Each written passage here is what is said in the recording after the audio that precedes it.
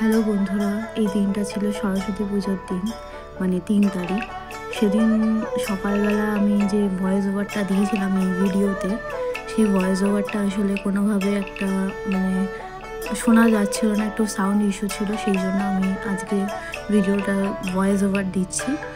তো এখানে আমরা আসলে সেই দিনটায় বইমেলা ঘুরতে গেছিলাম।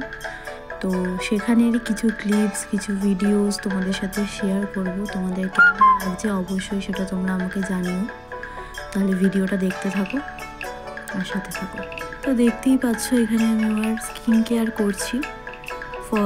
মেকআপের আগে যে প্রিপারেশনটা নিতে হয় সেটাই করছি। করার পর তারপরে মেকআপ করব।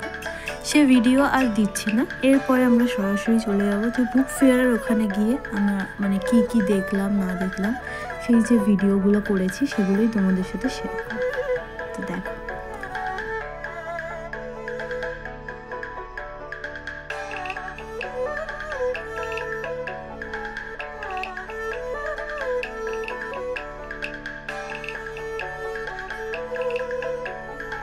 তো বইমেলার ভেতরে এরকমই কিছু লাইটিংয়ের, চারিদিকে আলোর সম্ভার, আর চারিদিকটা এত সুন্দরভাবে সব বইয়ের দোকান দিয়ে সাজানো ছিল। বিভিন্ন রকম জানা অজানা প্রকাশনীর নাম, তারপরে নানা রকমের গল্পের বই, নানা রকম রান্নার বই, আলপনা, ড্রয়িংয়ের বই, এইসব দিয়ে ঘেরা ছিল।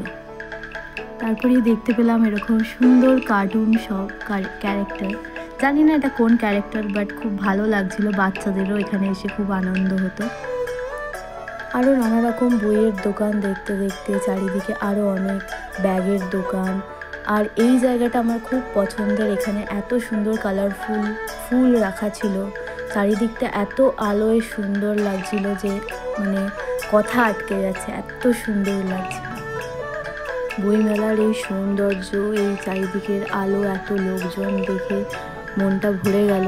সারা সন্ধ্যেটাই ওখানে কাটিয়েছি, খুব ভালো লাগছিল। সরস্বতী পুজোর দিনটা খুবই ভালোভাবে কাটলো এই বইমেলাতে। সেদিন এই ফ্লাইওভারের চারিদিকটাও এত আলো দিয়ে সাজানো ছিল। এইভাবেই আমার সরস্বতী পুজোর সন্ধ্যাটা কেটে গেল এত সুন্দর একটা জায়গায়।